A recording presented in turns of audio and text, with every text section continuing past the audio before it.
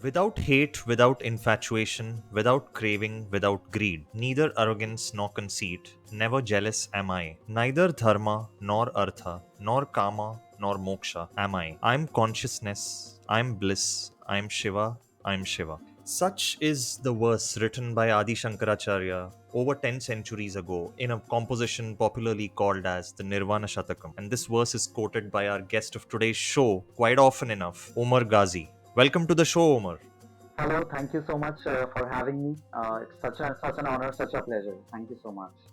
Yes, thank you for giving time for the Indic Underground. And if I have to describe Omer, in one line, I would say he's a drummer and an Advaitin, both in one. But before we delve into your journey into the Shankaracharya, and I would want you to talk about a little bit more as to how you got there, your background, where you grew up, and what was your philosophical journey like until you reached to the final solution of life's puzzle in Advaita. The journey has been with a lot of ups and downs. Being born in India, in the city of Delhi and Aligarh, the journey has been that I have been studying literature since a young age, and I have been very curious about the philosophical traditions, throughout history. Since a young age, I realized that after completing my graduation and everything, I was interested in linguistics. So I studied languages, I studied teaching, I went into teaching for a long time also, comparing the linguistics and the grammar and the syntax of English and, Urdu and Hindi and Sanskrit. So I have been delving a lot into that for some time. Since a young age, I wanted to understand, how this genuine curiosity that everybody has when you're a child. You want to know what is going on, how is the universe functioning, how is the world functioning. So that curiosity led me to try to understand that there are two tools that we have if we want to understand what is going on. Since a young age, I knew that if there is any truth, if there is any power that is running the whole show, that is running how the laws of the universe, that is running the laws of this world, that cannot be understood in a particular language or a particular sect or a particular belief system. That doesn't make sense. That it will be encapsulated for a few people, a few chosen ones. So there is no such thing as that. I realized it very early. So then I thought that how do we reach to the point where we try to understand what's going on? So I realized that there are two things we have at our expense. Number one, which is common for all of us in the world, that is the question and answer tradition, the Guru Shishya tradition, the discussion and debate, the ideas that go from one generation to another. So I started exploring, for example, the Western civilization has approached reality. We go back to the Greek, we read the Hellenistic philosophy. I read Bertrand Russell and it was my window to the history of Western philosophy. It's a very good book. And I started reading what those people were saying, what Socrates was saying, what Plato was saying. So I tried to understand a bit what was going on.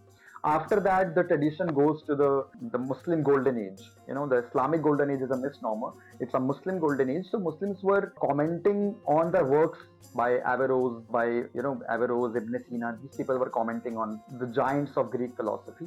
After that, we see the Europe takes over the tradition, and we see Renaissance and everything. So I was trying to see the tradition that was going on. Until that time, I was not very much aware of what was going on in India, ancient India, philosophically and scientifically, which is sad for a lot of people. So that was one thing that I realized, the philosophical tradition. The second thing I realized was music, the rhythm. We see that music is something that connects every single person in some way or the other. There is not anyone who does not connect to music in any way at all. I think we would be hard pressed to find such a person. That would be difficult. So every culture has their own musical traditions. You will suddenly understand, okay, this sounds Brazilian, South American, or these beats are Spanish, or even in India we have certain flavor of Punjabi music or South Indian Carnatic music. Every culture throughout history have their musical traditions. These are two tools that everybody has, and these are two things that I think we can use to explore the laws of nature and the working of this world. Coming back to the question, how did I ended up at Adi Shankaracharya and the Indic philosophy? I was separately pursuing these two things my whole life for a long time. I was reading and I was writing columns, I was writing articles on philosophical tradition. I was also composing songs since a young age. I went into hip hop and rap, and I was discussing existentialism, nihilism, and different philosophical concepts through rap and rhythm and poetry. So these were two very different things that I was pursuing. One fine day, I find a composition called Sri Hari Stotram. It was written by Adi Shankaracharya, and I was completely blown away by the lyrical beauty of that composition. I was also blown away the concepts he is discussing through that poetry. I mean, it was an amalgamation of poetry and philosophy into one. And that was something that I had never seen before in any of the philosophical traditions I was exploring, Greeks and everyone. Maybe they have it. I'm not saying that I completely know all of them, but I had never seen it myself. So that felt like coming home, because two different things I was pursuing were suddenly at one place. And that was my starting of exploring what Adi Shankaracharya is, what the ancient India has to offer, and what we can learn from these jewels. It's a very interesting point you raise, and I read somewhere about very similar about Bharat Muni as well. Who wrote the Natya Shastra. And for most people who read it with the prism of modern society, right, they feel that it is just a treatise on drama and dance. But if you would have probably asked Bharat Muni when he wrote that treatise, he would have seen it as a way to express his spirituality through the medium of drama and dance. I think that whole thing, that when those things kind of merge together, because we tend to always disassociate philosophy and the cultural aspects, but they are very, very deeply linked. But from what you said, I want to ask you this. How did your family and friends react when you struck upon Advaita? What age was this, firstly, and how did they react? So this is when I was like 24 or something, and it was a very slow journey. I think when you start introspecting, it doesn't happen overnight. There is nothing like some people say that you have to change your life philosophy, by saying just certain things, certain words, and you can convert from one thing to another. I think that doesn't happen. Every person has a very slow journey towards understanding the laws that govern the universe. So the friends and family, I think most of it has been positive, because there is nothing wrong in accepting what culture you have, your own heritage. I think there should be nobody should have any problem.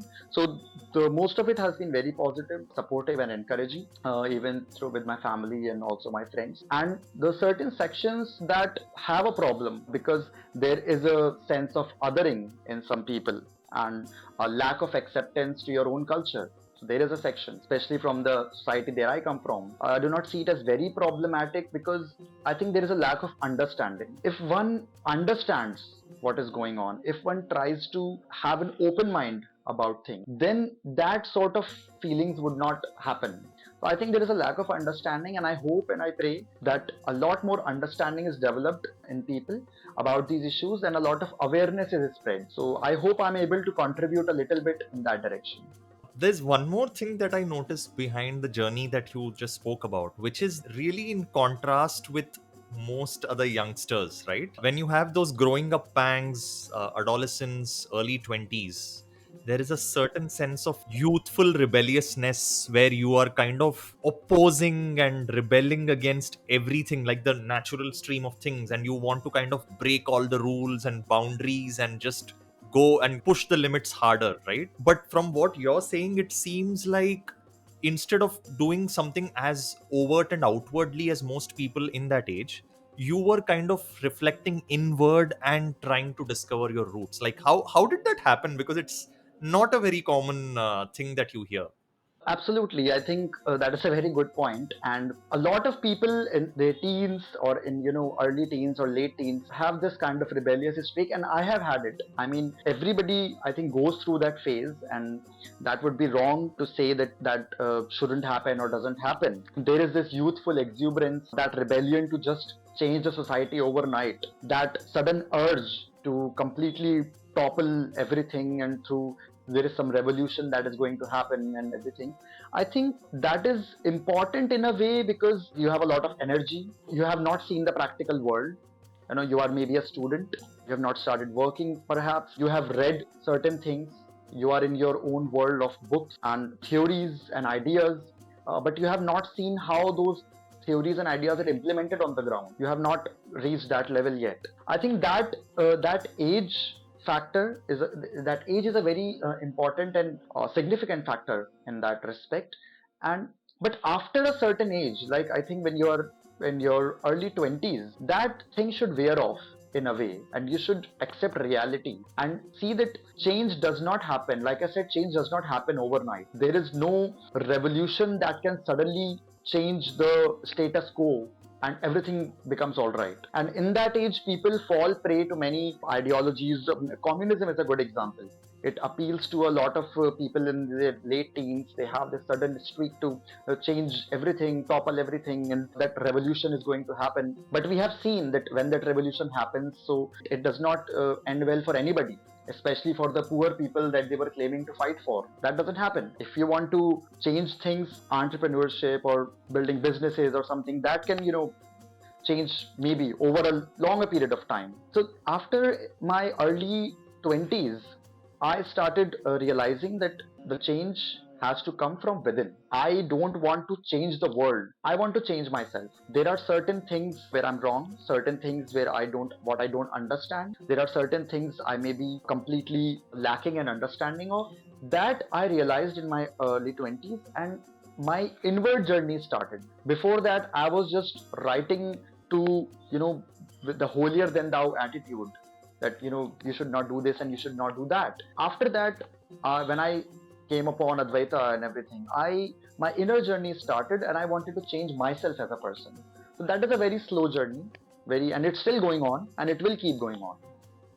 Yeah, it's a slow journey, and slow journeys are generally not considered glamorous enough, right? Especially, I mean, at a younger age. So, interesting things that you said. But there's one thing I wanted to ask you in terms of, because you spoke about reaching the Advaita philosophy and the Vedas, and the Vedic sciences are so deeply linked with the Advaita Vedanta philosophy. What kind of interplay do you see between science and Vedic Advaitic philosophy? What interplay do you see between those two? So when we talk about modern science and ancient India, a common mistake that people make, they sometimes veer off in the direction of pseudoscience. Sometimes absurd claims are made that all the gadgets that we are using today were present in ancient India in some form. Technology was at its peak at that time. So these weird claims are made, and also some claims are made that everything that has come anywhere in the world, any Greeks, any great civilization, they have borrowed from the Indic culture, from the ancient India. Everything is borrowed from here. I think these are not only wrong, but they undermine the importance of what is actually good and great. We should be very careful about not making those claims. We should be clear about it at very outset. Now, coming to what is actually there, what scientific principles you can find that you can build upon, and there are things that we are getting to see in the 21st century, and those principles were somehow present in those scriptures thousands of years ago? What is it that is actually there? So the first thing that I would like to point out is how Vedanta focuses on the observer. When we see that there is one thing as an observer, and this world, this universe that you're observing, that which is observed, the focus in Advaita Vedanta, or the Vedanta itself, is on the observer, which is primary, which means it says that this universe is like a Maya, or it's like a dream, like you're looking at it, and when you're looking at it, you are creating your own reality, because that's what happens in a dream. आप किसी को ये कहते नहीं सुनते हो कि मैंने कल रात में सपना नहीं देख पाया, आई डोंट नो क्या हुआ होगा सपने में, I missed it. Nobody says that. Why? Because that sapna, that dream, does not exist if you are not seeing it. You are creating that dream by looking at it. Same is the same thing with the observed universe. So this is the underlying principle that was laid out thousands of years ago. Now, when we look at the science of the 20th century, very famous experiment, which is the double slit experiment. So the double slit experiment, very briefly, tries to understand that whether an electron behaves like a particle or a wave. I think many viewers would be aware about it. They do this experiment. There are two slits. They fire a beam of electrons, and they try to see if it behaves like a wave or a particle. Now, when you are not observing the electron, it behaves like a wave. It shows an interference pattern at the panel behind. But if you try to observe it very clearly, it suddenly starts behaving like a particle, and it goes either from one slit or the other slit, which is weird. Like, it's almost like the matter is aware that you are watching it, and it suddenly changes its behavior. More interestingly, scientists also use that entangled particles. One of them was forced to go through those slits, and the other was observed later in the future. So that was like trying to fool the electron. When you try to observe it later, it will tell you whether it went through one hole or the other hole. But the electrons are smarter. Even if you observe it in the future, it goes through one slit or the other slit, and it behaves like a particle. इस पूरी कहानी का मतलब ये है कि the reality is created when you look at it. This is the underlying principle, and it is called quantum Zeno effect. And many scientists are completely baffled, and nobody knows what is going on, right? Because it is counterintuitive. हमारे हिसाब से it makes sense that okay, this door will not start behaving in a different way if I look at it. But at the very fundamental level, reality does not exist as something concrete. Reality is just fuzzy fluctuations, and when you look at it, it starts behaving like a particular matter. So that is one thing. So these are the principles. Now, second thing which completely blew me away was the fact that ancient Indic scriptures describe time as being cyclical. This is something that is completely mind-boggling, because like Earth appears flat, but in reality it is round. If you try to walk and try to find the edge, you will come back to the same place. For thousands of years we thought Earth is flat. बहुत सारे scriptures, बहुत सारे philosophers, even intelligent people, they fell to this illusion that Earth is flat. Similarly, now when we are looking at the relativity tells you that time is not something that is independent of matter. Time is very much intertwined with matter. They are one and the same thing, and they make one dimension, that is a space-time. And if there is a Big Bang happening and there is the universe is expanding, there will come a time when the gravity takes over and it will come back again into a big crunch. There is a theory of big crunch, and again it will go into another Big Bang, and again it comes into a big crunch. So that cycle is going on, and if that cycle is going on with the matter, ultimately it means that time is also going through that cycle, because time is also connected to matter. The time slows down when it goes through something massive, when it passes through something massive like a black hole. So how can you observe it, and how can you tell that time is cyclical? I'm not saying that these things led to relativity, but this tells you the power of observation these people had at that time. So that is something that is mind-boggling. And the third thing that completely takes over, the third and the last thing, there are many more, but I would like to talk about these three things. So the third thing is when you read Shiva Sutras. The Shiva Sutras talk about Spandakarikas. Spandakarikas means the divine rhythm of creation. Divine rhythm of creation. Now imagine at that time understanding this fact that creation and matter at its fundamental level is just vibration. This is what we know in today's time, and there are many Western philosophers and thinkers and mathematicians and physicists like Nikola Tesla, for example. He has said that if you want to understand the laws of nature, if you want to understand the laws of this universe that govern this universe, you have to think in terms of vibrations and frequency, because that is the only thing which is common in the classical physics and the quantum physics. At the macro level, we see those rhythms as the moon going around the earth and earth going around the sun. These are the large rhythms that we see. At the very fundamental level, when you go in the subatomic world, you see that the subatomic particles are nothing but very small vibrations that are continuously going on, and these vibrations create reality. So I am at loss of words that how can you understand the importance of rhythm and vibrations and frequencies so long ago, because even today if you try to make sense of it to a common person, he would not understand it, क्योंकि उसने वो vibration देखा नहीं है. उसको समझ नहीं आएगा कि भाई ये टेबल में क्या वाइब्रेट कर रहा है और ये वॉल में मेरे घर के अंदर क्या वाइब्रेशन हो रहा है, मुझे तो कुछ फील नहीं हो रहा. It is not something you can directly observe. But these people had certain practices, they had certain another level, another dimension they were thinking. I don't know. I'm not sure how they did it. But these are things which are mind boggling. And the cosmic dance of Shiva shows the creation and destruction, right? So that is something that even Western scientists agree to. You know, you see a large statue of Shiva Nataraja at the CERN, where scientists try to understand the dance of subatomic particles. So that the shadow of that sculpture falls on that building where scientists try to understand that. So there is a understanding that is growing up about ancient Indic wisdom, and I think it is very much connected to what we are seeing today in the 21st century.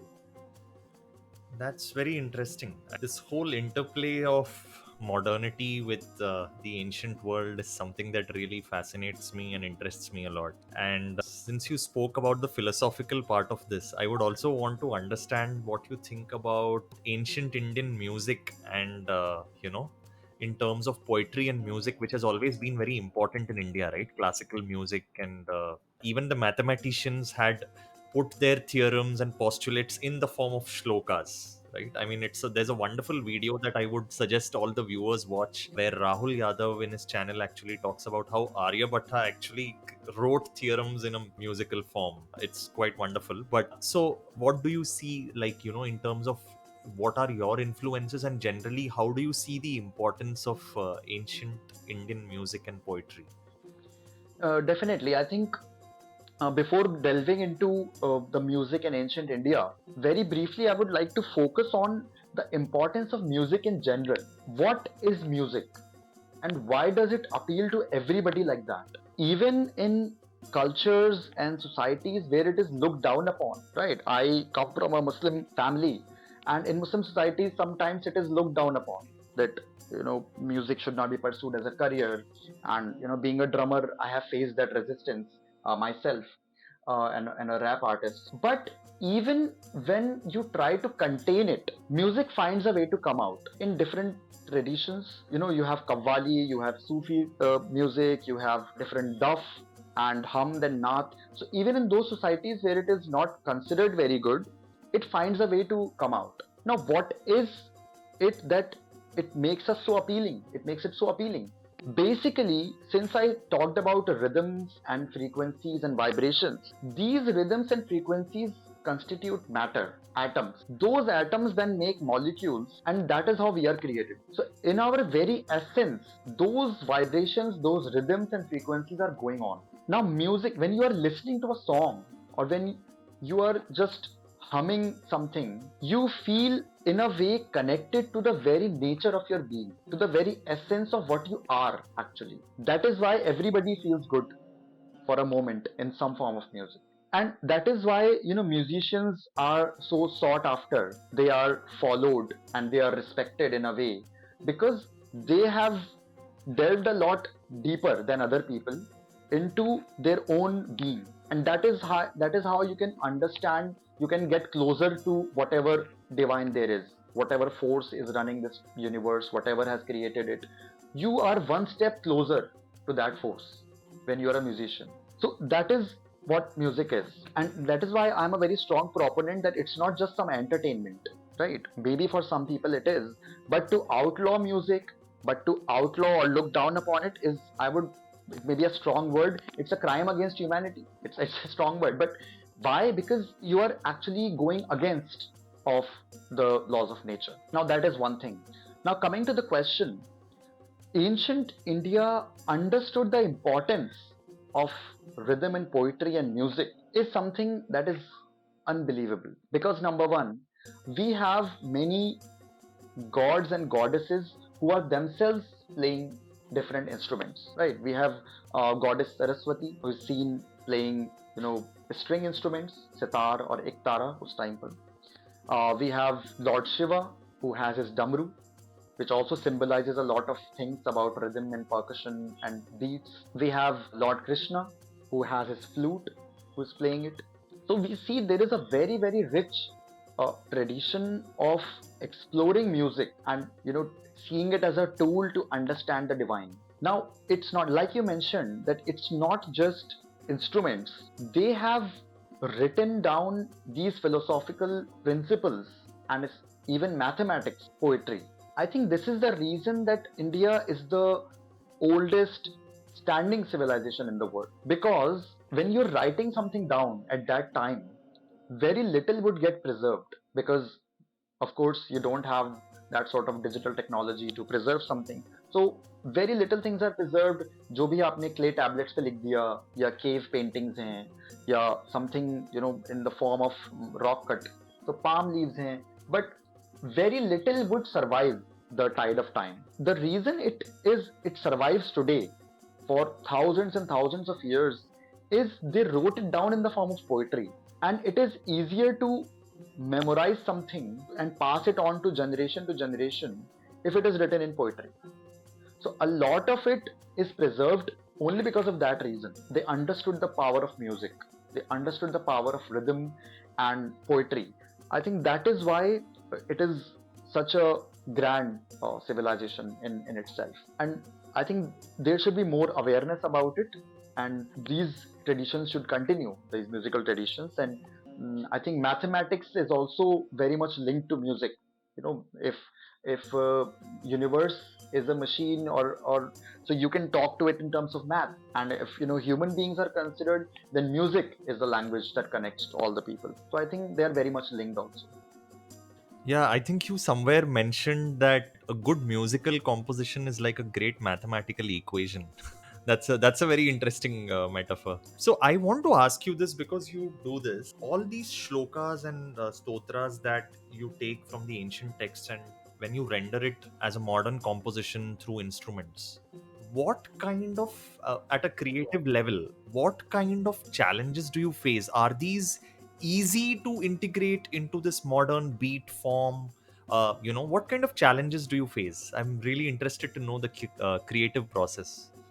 Okay, so I will have to go a little bit technical for answering this question. When you compose a song, when you're making any composition, like I said, it is a lot of it is mathematics. The terms are also similar. You will see the term frequency both in maths and music. You will see the term pitch both in maths and music, and the crest and the troves and everything. Those sine wave. So when you record a song, you see those sine waves like thing on the studio. A lot of it is maths.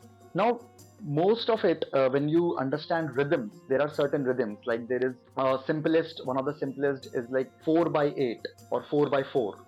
A majority of music that we listen to is in the rhythm of 4/4, right? Which is like every bar consists of 4 notes that get repeated. So this is called an even time signature. A little more complex than that, even in today's modern music industry. The next one, which is a little more complicated, is 6 by 8. In that, a bar has 6 notes that get repeated. So this is also a even time signature. But the problem comes, and it becomes a lot more difficult when you go into odd time signatures. That is 7 by 8, or 5 by 8. These are the odd time signatures that have a very different sort of compositions, and these odd time signatures are explored beautifully in ancient Indic traditions. For example, if we look at Shri Hari Stotram, where I began.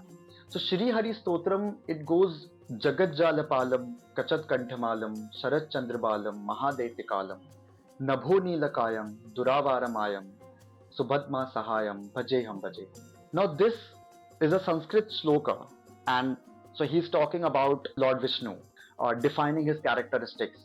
His smile is like a crescent moon, and he's wearing yellow clothes, and he's the Sahayak of Subhadma. And Bhajeham, I worship him. Worship is also an incorrect word, which is Bhajeham is like I chant his name out of pure love. Worship is more like subjugation. I bow down before you. So Indic culture does not have that sort of thing. It's more of like pure love for God. It's not forced upon you. This composition is composed in the time signature of 5 by 8, which is extremely difficult to play. And I do not know a lot of songs today. If you look at the music industry, the Hindi music industry that we are looking at, or even in the West, majority of bands, majority of singers do not want to go there. Odd time signatures are extremely hard to play, and you need unbelievable prowess and understanding of rhythms, because it is not natural, right? When you look at 4 by 4, it is very natural. It comes to you, right? 1 2 3 4 5 6, 1 2 3 4 5 6. So this is something that is very natural. But when you go into 5 by 8, so it goes like 8 9 10, 1 2 3 4 5 6 7 8 9 10. So this goes into, it is counterintuitive. So I think these are the challenges that I faced. I have played this composition on my djembe that I play. It's a percussion instrument. So I would love for you to play it sometime, so you can I can explain a little better that what I mean by odd time signatures. Yeah, absolutely. I think it'll be good to see a small sample of that. Since you mentioned about the djembe, and you are a player of multiple percussion instruments, right? So I kind of wanted to understand from you, let's say someone who has trained or honed his craft in playing the tabla versus the djembe, or other percussion instruments from other countries. How translatable are the skills of one percussion instrument to another? How much is the commonality, and how well does tabla, like just knowledge of tabla, fit in terms of someone if versatile and being fungible in others? How quickly or easily they can pick it up? Okay, so the underlying principle, the underlying rhythms are of course the same, and that is how in one song you can hear the drums playing. On the same song, you can see a tabla player showing his skills. In the same song, you can see a kahun player playing some beats. So the underlying rhythm is the same, but the way they translate those rhythms for the listeners is very, very different. For example, what a tabla player can do, for example, the time signature of 6 by 8 or 7 by 8, the kind of things that he can do cannot be translated on the drum, because the hits, the kind of sound that is coming out of it, teen tal for example. So teen tal in its very essence is very much Indian songs, the classical Indian music and शास्त्रीय संगीत वो उसको बहुत use करते हैं तीन ताल को. So the teen tal can be translated on drums in the terms of 6 by 8, loosely speaking. वो भी चलता रहेगा, वो भी चलता रहेगा. They will be on the same, they will meet at a certain point. Imagine it like this: there are two people walking on a road and they have to reach somewhere. So they will be taking very different paths, but they will be meeting at one point. Then again they will start taking another different path, and they will meet after, for example, every 5 kilometers they are meeting. So what they do in those 5 kilometers is very different. One of them can take a scooter, one of them can walk, one of them can fly, one of them can do whatever, one can do fast, slow. but they will have to meet every 5 kilometers. So that is the rhythm that they have this synergy. So I think they cannot be 100% translated, but yes, if you have a sense of rhythm, it is much easier to go from one percussion instrument to another. In my journey into music, it started with rap. I started understanding beats and I started writing songs at a very early age. I was writing about different philosophical and social issues mostly. Since I had an understanding of beats, I went into learning drums. Then after that, the cajun, it's a Spanish instrument. Then darbuka, which has come out of Africa. African people are very good with beats. You must have seen, rappers are also, a lot of them are African Americans. So they have a very good understanding of rhythm and beats. So I went from one to another, and congas, and so I can play like many percussion instruments because they are somewhat related. I can't play, for example, a sarangi or a harmonium, for example, because they go into completely different. So yeah, I think they are very much related. Yeah.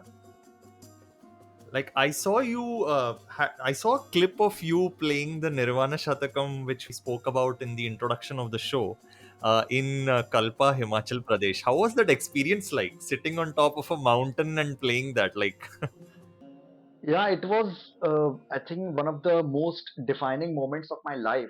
I had gone there, to just take a look at Mount Kailash in all its glory. I had seen a lot of pictures, and so I wanted to see it just for the purpose of why this mountain holds so much importance and what is so great about it. We have seen a lot of mountains, and I'm a mountain person. I keep traveling a lot, but what is it about this Kailash Parvat? So we went to Rekongpio. We took a bus and everything. So there is this place Kalpa, right? So near Kalpa, I reached, and I usually carry my djembe with me whenever I travel to mountains. And whenever I see a good spot, I play even modern Hindi songs or something from Bollywood also sometimes. And I keep exploring different musical compositions. So जब मैं वहाँ पे पहुँचा, I was completely, first of all, taken aback by the magnificence of that mountain, because this is the mountain that people from thousands of years have been looking at and taking something out of it, taking inspiration, making their stories, feeling, having certain experiences, spiritual experiences, writing down something scientific or philosophical or whatever. So all of it has happened, a lot of it has happened in the shadow of this mountain. And when you look at it, I can tell you it feels alive. It is really intimidating and inviting at the same time. There is something about that mountain that I don't understand. There is something there. So I am a big fan of Manish Vyas, and he is the one who translates these ancient Indic stotras and shlokas with modernistic elements. So I follow him a lot, and he's a genius at music. So he has composed this Nirvana Shatakam ka jo shlok hai, Chidananda Rupa Shivoham Shivoham. So he has translated it into music. So that composition I was playing, and so I was just sitting and I was just listening to it, and suddenly I felt one with the surroundings. It was playing very loudly. When I started playing with my djembe, for a moment I felt connected to that thousands of years old spiritual tradition, that cultural tradition or historical tradition. People have sat here at this very place in this meadow and thought about what not throughout history. And when I was playing, I felt as if the whole valley is dancing to these beats. The trees are moving, the mountain is also singing with it. So it was a very surreal experience. I cannot put it in words. It's not possible to explain everything, and language has its limitations. I think that was one of the defining moments. Very beautiful and surreal experiences, and I would ask everybody to at least go and just take a look at it once, and a lot of your questions will be answered.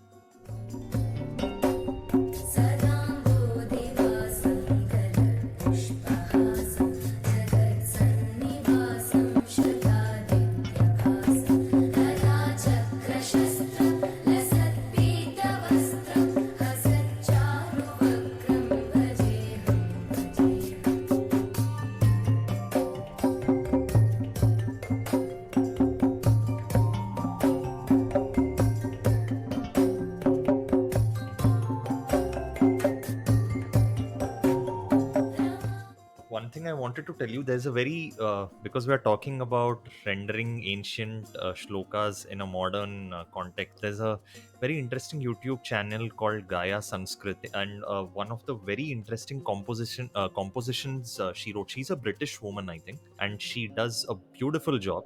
There's a song called Madhurashtakam, which is basically a woman who is talking about Krishna, right? It's a brilliant composition. I think it needs to be checked out. And yeah, so a very interesting point there. But there is something I wanted to ask you, because a lot of things, like for example, rap, right? Rap is you. Many people actually, it's a sign of a certain sense of rebelliousness. And as a songwriter, because you've written rap songs as well, and generally but the music that I've seen that you've written, especially the lyrics, they have that there is a certain sense of rebelliousness against rebellion. Like, there is this song that you've written called Don't Have a Plan. It's almost like you're saying that youngsters who are rebellious, that seems to be the normal and cool thing to do.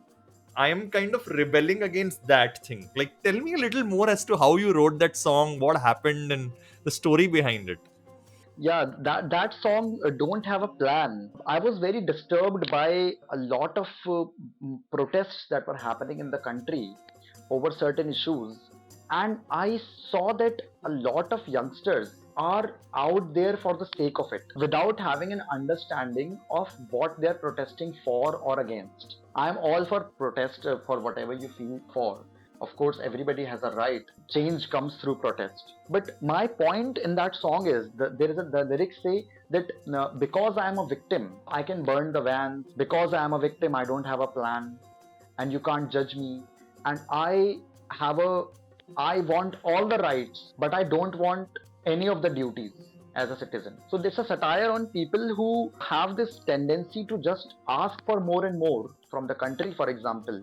They are not ready to fulfill what is expected from them. It's a give and take sort of situation, and you need to understand that you have certain duties as a citizen also. So that song I wrote as a satirical take on those people, and the video also tries to capture that essence. So mindless protest, and like I said, youngsters get caught into it when they are in their late 20s or something, even. But some people are mentally always into their late 20s.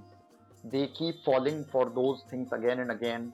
They never grow out of it, and that is something which is both tragic and funny at the same time. I mean, so that whole song was a comment on that, and someone has done a very good reaction video on that song, and I was hoping that people get the satire, and many people did. That was good that many people got it, but many also thought that I'm claiming to be a victim of something, which was not the case.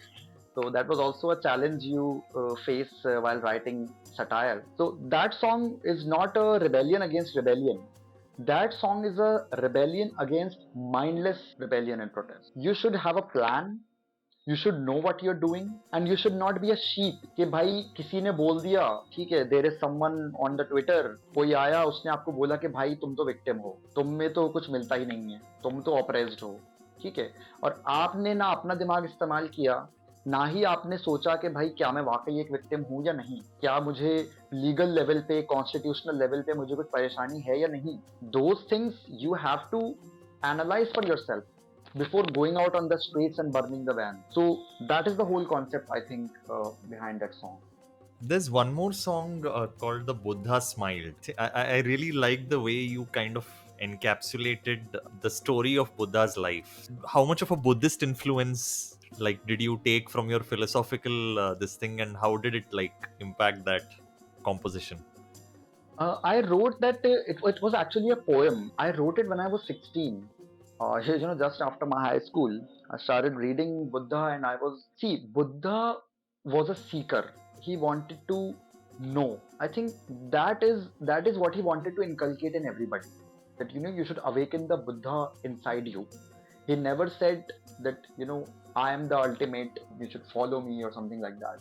He's a very of course, a figure that everybody should look up to. The way he understood the suffering of the people. He left his palace. So this whole story is very inspiring. The way he looked at the world and its problems, and his philosophy that, the pain comes from desire. Existence is suffering, and suffering is heightened because of the craving. But he had the plight end. In the form of Eightfold Path, the methods he piled, the Buddha smiled. So that's what I say in that poem. We have to look at those Eightfold Paths.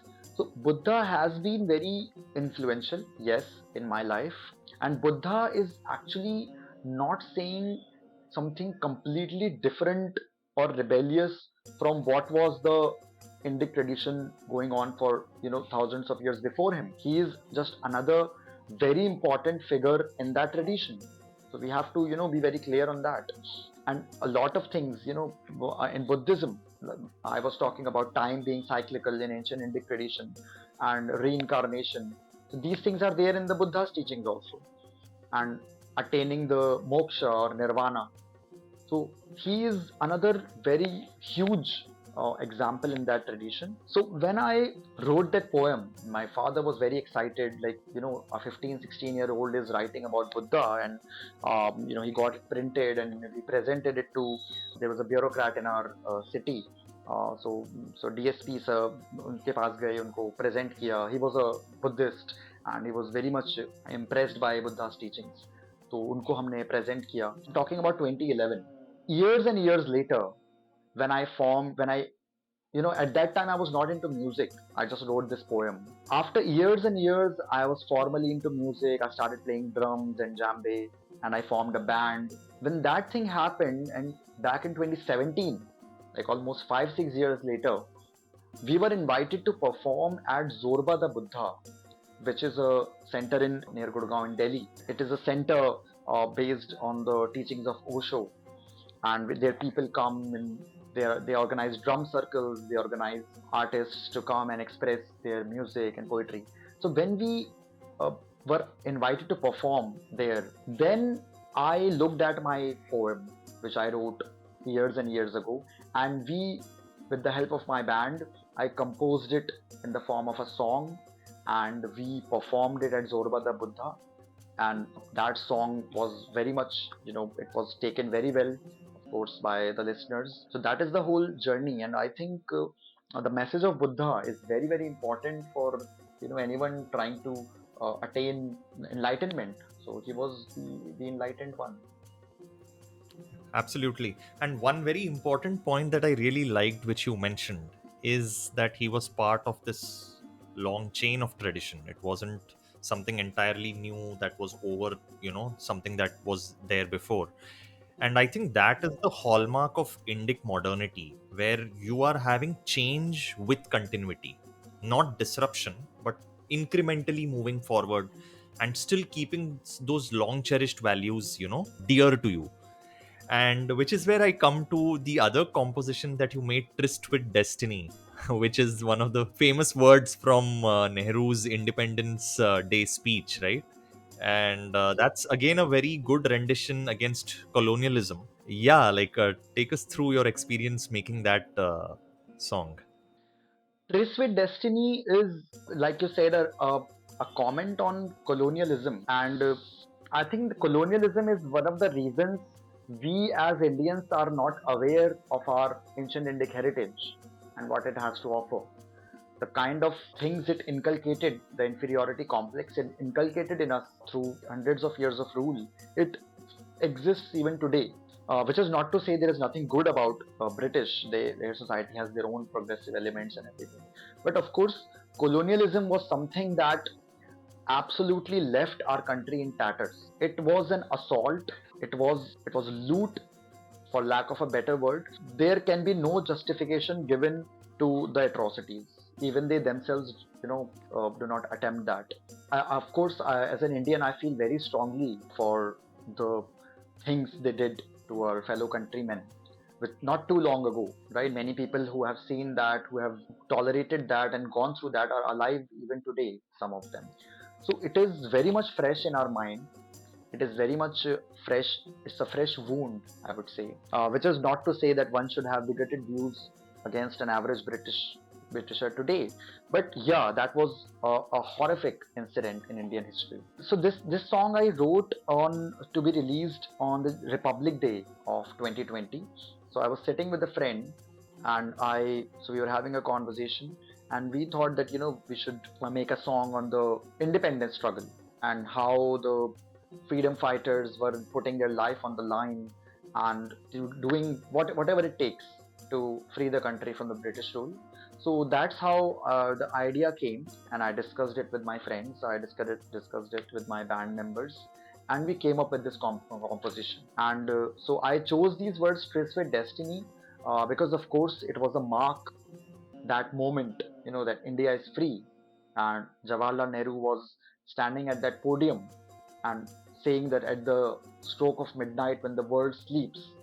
So this is how I start my rap, at the stroke of midnight when the world sleeps. So I have tried to put that message into music, and so that was, I think, one of the songs that actually struck a chord with a lot of people. And that video also we have shown the brutality जो भी उन्होंने freedom fighters के साथ किया, open fire and General Dyer. And also I have given a tribute to Martin Luther King. He was a huge fan of Mahatma Gandhi. So I have put that tradition alive in that song, and we released it on 26th of January 2020. So I hope that a lot more people listen to it.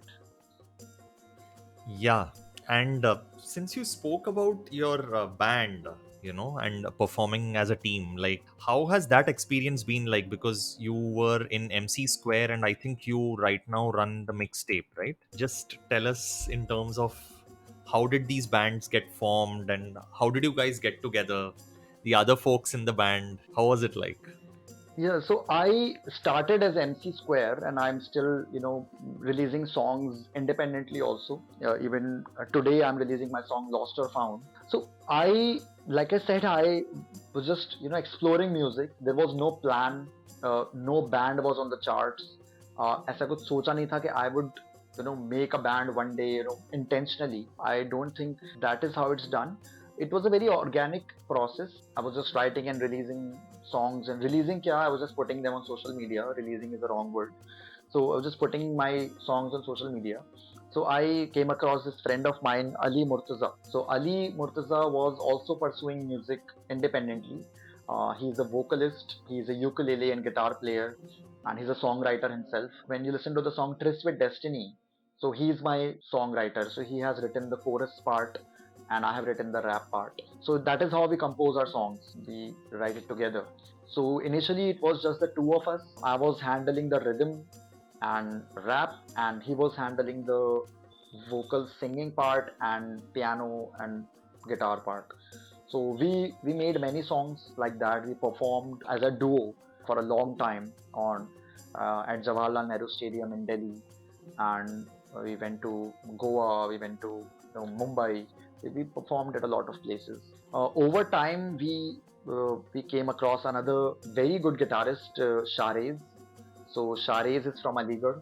He has a very good understanding of string instruments, and he's brilliant when it comes to composing something on guitar. So when I listened to him, we started sitting together, and we realized that now that it's the three of us, of course a duo is can't be called a band per se. I mean, technically you can, but two people doesn't look like a band. So when we sat together with Sharez, so initially it was the three of us. So that is Sharez, Ali, and myself. So we were the three core members that formed this mixtape, and that happened in 2020 when the lockdown happened. So at that time we covered a lot of songs, and काफ़ी wide range, मतलब हमने गज़ल गज़ल भी cover किया, हमने काफ़ी बॉलीवुड से काफ़ी songs को हमने प्ले किया, वेस्टर्न भी हम काफ़ी करते हैं प्ले, और फिर बीच में अपने कॉम्पोजिशंस भी करते हैं बीच बीच में. So all of that can be found on YouTube, and so that has been a very good journey. I mean, there is nothing better than composing something new. That creative process is very much fun. And there is another guitarist. His name is also Omer. So he also joined in as a electric guitarist. So he has a very good command on electric riffs and metal and hard rock. So he also looks like that. His look is also like James Hetfield or something. So it's the four of us that perform, and apart from that, there are many people who join for the gigs, different beatboxers and singers and keyboard players. So they keep coming and going. But these four people are now the core, the mixtape as we know it now. Right. And what are your musical influences and any future projects that are in the pipeline? Individually speaking, my biggest influences, how I got into music, is Mike Shinoda, Linkin Park. That was a rage back then. So in the end, so these were the songs I think for a lot of people would relate, millennials, 90s people. So back in 2009, 2010, there was a friend of mine who introduced me to Linkin Park. He was like, this is like English. So, and I used to write उस time पे Urdu poetry. I was very much into Urdu also at that time. So he said कि ये तो English के rap हैं, तुमको क्या समझ आएगा? It's beyond you. So I was like, I took it a little too seriously. I took it to my heart कि ऐसा क्या है जो मुझे समझ नहीं आएगा. And I listened to that song और समझ में आया मुझे काफी ज़्यादा. और इतना ज़्यादा समझ में आया that I made it my career. So that we are still friends. My influences Linkin Park, Eminem, Tech Nine, R.A. the Rugged Man, and so these are the rap influences that I've had. And as a band, we follow Iron Maiden. In hard rock, we follow Iron Maiden. We try to follow Metallica. We have done a lot of songs by Metallica. Nothing else matters. We listen to Pink Floyd a lot. We try to learn something from them as a band. And also in India, we have a huge admiration for A.R. Rahman, Vishal Shekhar, Shankar Ehsaan Loy, Salim Suleiman, Shreya Ghoshal songs, Arijit Singh for that matter. So all the modern singers, the traditions that is happening right now. We are not too fond of the Punjabi rap scene that is going on right now. We are not too big on that. Carnatic music, we are not trained in Carnatic, but we try to inculcate some elements of that. So I think there's a lot to learn everywhere. I mean, we listen to a song, we try to learn something from it. Absolutely. I think with that, we come at the end of our conversation, Omer. Thank you so much for this very enlightening chat. We covered a lot of ground, and it was great talking to you. And with that, guys, we sign off. Thank you for joining us. Please do like, comment, share, and subscribe to the channel. We really appreciate all the support, and we want to bring in more guests just as interesting as Omer. So continue following the channel. Thank you so much for joining us. Until next time, Dharma rocks. Thank you so See much. you around. Thank you so much for having me. It's been such fun talking on things that I'm so passionate about. And thank you once again. It's been a pleasure.